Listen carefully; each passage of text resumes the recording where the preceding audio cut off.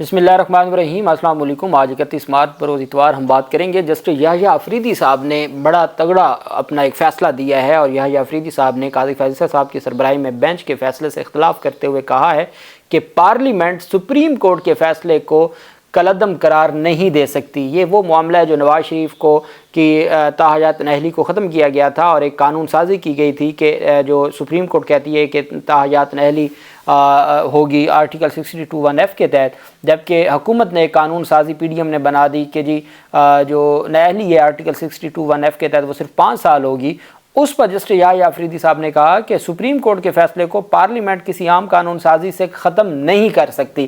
بہت اہم فیصلہ دیا ہے، اس کی تفصیل میں آپ کے ساتھ شیئر کروں گا۔ اس سے پہلے میں آپ کو بتانا چاہوں گا جسٹس جمال مندوخیل صاحب کا فیصلہ جو 9 مئی کے 5 ملزمان کی ضمانت کی درخواست پر جو تحریری فیصلہ سامنے آیا ہے وہ میں آپ کے سامنے شیئر کروں گا۔ 3 رکنی بینچ تھا، جسٹس جمال مندوخیل صاحب تھے، سید حسن اظہر رضوی صاحب تھے، اور جسٹس مسرت ہلالی صاحبہ تھیں۔ کرمنل پٹیشن نمبر 13/2024 اور 42/2024 یہ 2 پٹیشنز تھیں، Saifullah and others, Awais Ayub Abbas and others versus the state through prosecutor general Punjab. اب اس میں جو فار دی پٹیشنر وکلا تھے مسٹر انصار نواز مرزا اور سردار عبدالرازق خان، یہ وکلا تھے جو سپریم کورٹ آف پاکستان میں پیش ہوئے۔ یہ 5 پاکستان تحریک انصاف کے وہ کارکنان تھے جو راولپنڈی میں ان کے خلاف 9 مئی کے مقدمات تھے، اور یہ پہلی ضمانتیں ہیں جو سپریم کورٹ آف پاکستان پہنچیں، جس کے اوپر جسٹس جمال مندوخیل صاحب نے سوالات اٹھائے۔ جمال مندوخیل صاحب نے کہا کہ جی the petition arise out of order dated 19/12/2023 pass by the London high court Rawalpindi bench Rawalpindi the high court in the criminal miscellaneous number, کہ جی جو ان کی ضمانتیں ہائی کورٹ نے خارج کی تھی ان کے فیصلے کے خلاف یہ پٹیشنز دائر کی گئی تھیں۔ اس میں یہ بتایا گیا کہ board the London council for the petitioner in both the petition state that the petitioners have no concern with any criminal activity nor were members of any assembly or the procession, کہ جی جو درخواست گزار تھے انہوں نے کہا کہ نہ وہ کسی احتجاج کا حصہ تھے، نہ وہ کسی جلسے کا حصہ تھے، اور ان کے خلاف یہ جو ایف آئی آرز ہیں یہ درست نہیں ہے۔ They state that there are general allegation of firing in the F I R against 41 nominated persons and 150 unknown persons, کہ جی جو ایلیگیشن یہ ہے کہ فائرنگ کی ہے، اور اس ایف آئی آر میں 41 لوگوں کو نامزد کیا اور 100-150 ان نون تھے۔ The London council submitted that neither specific allegation of firing has been attributed to the petitioners, کہ یہ جو درخواست گزار تھے ان کے اوپر یہ اسپیسیفکلی ایلیگیشن نہیں تھا کہ فائر انہوں نے کیا ہے، ایک جنرل ایلیگیشن تھا کہ فائر ہوئے اور اس میں 150-200 لوگوں کو نامزد کیا ہوا تھا۔ جو پٹیشنرز تھے ان کے اوپر یہ الزام نہیں تھا۔ Besides they state that in incident none was injured nor are there anything on the record to prove that the petitioners made an attempt to commit murder or cause injury to anyone، کہ نہ ہی اس میں کوئی زخمی ہوا جس firing کا یہ ذکر کرتے، نہ کوئی زخمی ہوا، نہ ہی کوئی ایسا ثبوت سامنے آیا کہ ان کی فائرنگ سے کسی کی جان کو خطرہ تھا۔ Further contended that the petitioner has tried to level the allegation of terrorism against the prosecution, has tried to level the allegation of terrorism against the petitioners and others, but the ingredients of Section 6 of the Anti-Terrorism Act are not made out from the contents of the FIR nor through the material available on the record. Therefore, the offence under Section 788 does not attract، کہ جی جو section 6 ہے anti terrorism act کا، اس کی definition پر جو contents of F I R ہیں وہ پورا ہی نہیں اترتے، اور جو 9 مئی کے ان مقدمات میں 788 لگ نہیں سکتا، اس کے جو اسپیسیفک کنٹینٹس ہیں یا جو انگریڈینٹس ہیں وہ پورے نہیں ہیں، وہ مسنگ ہے۔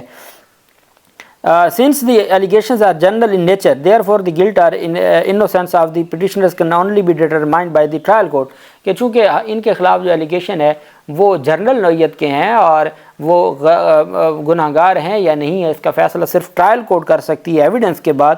Hence it is a case of further inquiry. They added the learned counsel contended that a number of persons have already been granted bail and some other unknown persons who were arrested subsequently on the same allegations but they were discharged، کہ کچھ لوگوں کی ضمانتیں منظور ہو چکی ہیں اور کچھ کو مقدمات سے ڈسچارج کر دیا گیا ہے۔ The learned counsel stated that as the rule of consistency the petitioners are also entitled for the relief، کہ ہر صورت ہمیں ریلیف دیا جائے۔ اب جو سرکاری وکیل ہے the learned additional prosecutor general Punjab opposed the contentions that states that the petitioners and many other persons were involved in the anti-state activities، جو سرکاری وکیل تھے انہوں نے کہا کہ یہ اینٹی اسٹیٹ ایکٹیویٹیز میں ملوث تھے. They committed firing upon the police officials and their life, اور انہوں نے پولیس آفیشلز پر فائرنگ کی اور ان کی زندگیوں کو خطرے میں ڈالا. He further added that the nominated persons were arrested at the spot and ان کو جو ہے وہ موقع پہ گرفتار کیا گیا, اور ان کو جو ہے وہ and bottles containing oil petrol جو ہے جس کو پیٹرول بم کہ جی موقع سے گرفتار ہوئے, اور پیٹرول بم بھی موقع سے جو ہے وہ ریکور ہوا, was recovered from their possessions which they use as petrol bombs. He submits that the petitioners formed unlawful assembly for the purpose of attack upon the sensitive government installations کہ جو حساس تنصیبات پر حملے کے لیے انہوں نے ایک ریلی کی, which comes within the ambit of terrorist activities جو دہشت گردی کی سرگرمیوں میں شمار ہوتی ہے. The London Additional Advocate General states that the sum of the offence leveled against the petitioners and other falls within the prohibitory clause of section 497 کہ جو prohibitory clause ہے جس کے تحت ضمانت نہیں مل سکتی, یہ اس میں فال کرتے ہیں. Here the arguments and have perused the material available on the record کہ ہم نے ریکارڈ بھی دیکھا اور دونوں فریقین کے آرگومنٹس بھی سنے. یہاں سے سپریم کورٹ کی ججمنٹ شروع ہو رہی ہے. The allegation leveled against the petitioners are general in nature. پہلی بات تو یہ ہے کہ جو ملزمان پر ایلیگیشنز ہیں وہ جرنل نیچر کے ہیں کہ جی وہاں پہ کوئی ہوا تنصیبات پر جو ہے وہ فائرنگ ہوئی اور اس طرح کا معاملہ, یہ جرنل نیچر کے ہیں. Furthermore, fortunately none was injured in the incident nor admittedly any arm or ammunition was recovered from the possession of the petitioners کہ خوش قسمتی سے نہ تو اس سارے واقعے میں کوئی زخمی ہوا, اور عدالت نے آگے کہا کہ نہ ہی کوئی ہتھیار برآمد ہوا. The role of the petitioners with regard to commission of the offence requires a detailed inquiry and further probe. جو ان کے خلاف ایلیگیشن ہے وہ تو انکوائری اور تحقیقات کا متقاضی ہے. تحقیقات کے بغیر تو نہیں کہا جا سکتا کہ یہ اس میں انوالو تھے یا نہیں تھے. Commission of in order to fix their responsibility, such fact can only be determined after the recording of evidence by the trial court. Under such circumstances, the case of petitioner is one of the further inquiry. جو ان کے خلاف case ہے یہ further inquiry کا case ہے. On a tentative assessment, prima facie the evidence on the record are not sufficient. اگر ہم ظاہری طور پر دیکھیں تو ان کے خلاف جو الزامات ہیں ریکارڈ میں ان کے خلاف کوئی مٹیریل موجود نہیں ہے. No sufficient prima facie the evidence on the record اور ناٹ سفیشینٹ کہ جو ریکارڈ پر ایویڈنس ہے وہ سفیشینٹ نہیں ہے. To withhold the petitioner for an unlimited period as they are already in custody since 10 May 2023 کے 10 May 2023 سے وہ پہلے ہی جیل میں ہیں. مزید ان کو جیل میں رکھنے کے حوالے سے کوئی مٹیریل سفیشینٹ مٹیریل موجود نہیں ہے record per. Without further commenting upon merits of the case, the learned counsel for the petitioners have succeeded to make out a case for the grant of bail کہ جی جو درخواست گزار ہیں انہوں نے اپنا کیس ضمانت کی حد تک کیس بہتر انداز میں بنا لیا ہے. مزید جو تفصیلات ہیں اس میں جائے بغیر ہم یہ سمجھتے ہیں کہ یہ ضمانت کے حقدار ہیں. Thus in view of above, both the petitions are converted into appeals and are allowed. The petitioners are granted bail subject to furnishing their bail bonds in the sum of 50,000 each with one surety each in the amount to the satisfaction of the trial court. They shall be released forthwith unless required to be detained in any other case کہ جی اگر وہ کسی اور مقدمے میں ملوث نہیں ہے تو ان کو رہا کر دیا جائے. اور پھر ہم نے دیکھا کہ یہ تو عدالت کی جانب سے تحریری حکم نامہ تو آ گیا, عدالت نے تو کہا کہ کوئی سفیشینٹ مٹیریل نہیں ہے. جو 10 مہینوں سے جیل میں تھے وہ کیسے کوئی ایسی پلاننگ کر سکتے ہیں کوئی نقص امن کی کہ ان کو 16 MPO کے تحت سپریم کورٹ کے حکم پر رہا ہونے کے بعد 16 MPO کے تحت ان کو دوبارہ گرفتار کر لیا گیا, جس کے خلاف سیما بیہ طاہر جو پاکستان تحریک انصاف کی خاتون رہنما ہیں انہوں نے Lahore high court Rawalpindi bench سے رجوع کر لیا ہے اور کل سوموار کو اس کے اوپر سماعت ہوگی. اور اب دیکھنا ہے کہ Lahore high court supreme court کے حکم پر جو رہا ہونے والے ہیں کیا ان کی جو 16 MPO ہے اس کو کالعدم قرار دیتی ہے یا نہیں دیتی. دوسری جانب ایک بینچ بنا, بیسیکلی سوال یہ اٹھا تھا کہ آرٹیکل 62(1)(f) کے تحت سپریم کورٹ نے قرار دے دیا, ڈکلیریشن دے دی کہ جو سزا ہے وہ تا حیات نااہلی ہے. اس پر نواز شریف کی ریویو بھی خارج ہو گئی اور جہانگیر خان ترین وغیرہ کی. اس کے بعد PDM کی حکومت میں جب قانون سازی ہوئی اور اندھیر نگری مچی, ایسے روز ہی 4-4 5-5 قانون اور ہر قانون میں انہوں نے امینڈمنٹ کی. اس میں کیا ہوا کہ قانون سازی میں انہوں نے الیکشن ایکٹ میں ترمیم کر دی اور جو آرٹیکل 62(1)(f) کے تحت نااہلی ہے اس کو الیکشن ایکٹ میں لکھ دیا کہ وہ 5 سال ہے۔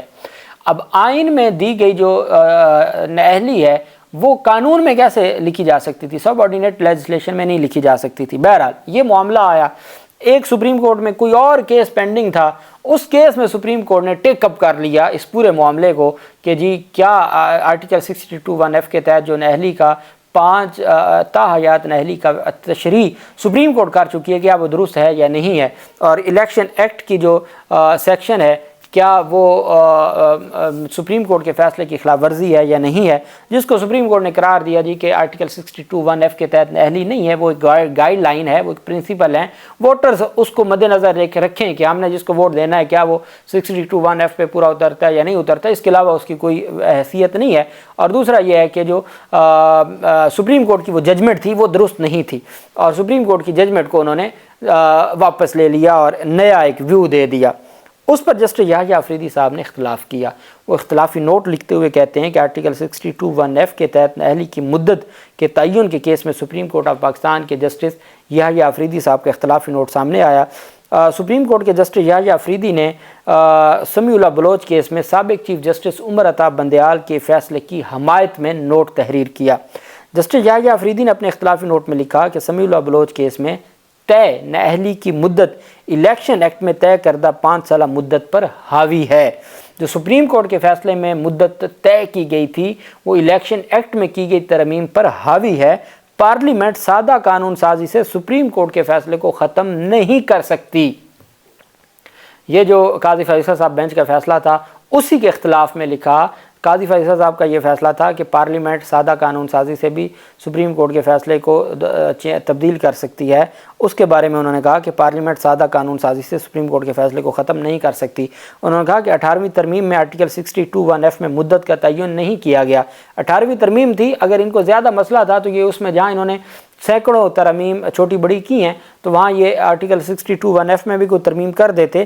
18ویں ترمیم کا جائزہ لیتے ہوئے محتاط رہنا چاہیے۔ 18ویں ترمیم سیاسی جماعتوں نے متفقہ طور پر منظور کی تھی۔ جب اس میں آرٹیکل 62(1)(f) کی مدت تعین نہیں کی گئی تھی آئین میں تو اب یہ کیسے کی جا سکتی ہے؟ انہوں نے کہا کہ سمیع اللہ بلوچ کیس کے مطابق نااہلی کورٹ آف لاء کا ڈکلیریشن باقی رہنے تک ہے۔ سمیع اللہ بلوچ فیصلے کے مطابق بھی نااہلی تاحیات نہیں تھی۔ اگر سپریم کورٹ آف پاکستان کسی کو نااہل قرار دیتی ہے یا کوئی عدالت ڈکلیئر کرتی ہے کہ یہ آرٹیکل 62(1)(f) کے تحت نااہل ہے تو جب تک وہ ڈکلیریشن قائم رہے گی، وہ بھلے تاحیات قائم رہے اور اس کی اپیلیں ریویو ہر چیز خارج ہو جائے تو وہ تاحیات ہوگی۔ اگر وہ کسی اور فورم پہ جا کے اس کی ڈکلیریشن جو عدالت کی ڈکلیریشن ہے وہ کالعدم ہو جاتی ہے تو نااہلی بھی کالعدم ہو جائے گی۔ تو جو نااہلی ہے آرٹیکل 62(1)(f) کے تحت وہ عدالت کے ڈکلیریشن کے ساتھ جڑی ہے۔ جب تک ڈکلیریشن قائم ہے نااہلی قائم ہے، جب ڈکلیریشن کالعدم ہو جائے گی وہ کالعدم ہو جائے گی۔ تو یہ تاحیات نہیں بلکہ ڈکلیریشن کے ساتھ جڑی ہوئی ہے عدالتی۔ جسٹس یحییٰ افریدی نے لکھا کہ میری رائے میں سپریم کورٹ کا نااہلی سے متعلقہ سابقہ فیصلہ قانونی طور پر درست ہے۔ سپریم کورٹ کا سابقہ فیصلہ طے شدہ اصولوں اور پارلیمانی سوچ کا عکاس ہے۔ میری رائے میں سمیع اللہ بلوچ کا فیصلہ درست تھا، اور انہوں نے کہا کہ جو آرٹیکل 62(1)(f) کے تحت نااہلی کیس کا فیصلہ 6-1 کے تناسب سے آیا تھا۔ 7 رکنی لارجر بینچ تھا جس میں جسٹس یحییٰ افریدی صاحب نے اختلاف کیا تھا، اور وہ اختلافی نوٹ لکھتے ہوئے انہوں نے یہ قرار دیا ہے کہ عمر عطا بندیال کا فیصلہ درست تھا، تاحیات نااہلی سے متعلق سپریم کورٹ کا فیصلہ بالکل درست تھا، اور پارلیمنٹ سادہ قانون سازی سے تبدیلی نہیں کر سکتی، سپریم کورٹ کے فیصلے کو تبدیل نہیں کر سکتی۔ یہ اختلافی نوٹ سامنے آیا ہے۔ اللہ پاک پاکستان کا حامی و ناصر ہو۔ بہت شکریہ۔ اللہ حافظ۔ پاکستان زندہ باد۔